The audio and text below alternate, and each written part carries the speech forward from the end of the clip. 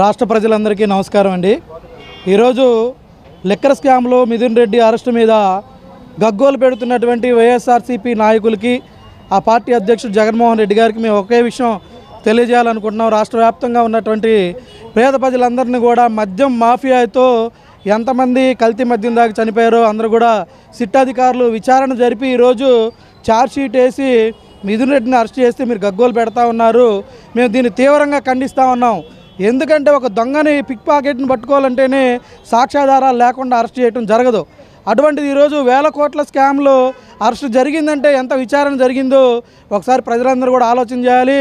వైఎస్ఆర్సీపీ ఈరోజు చెప్తా ఉంటే దెయ్యాలు వేదాలు వల్లిచ్చినట్టుంది. దీన్ని తీవ్రంగా తెలుగుదేశం పార్టీ తరఫున ఖండిస్తూ ఉన్నాం.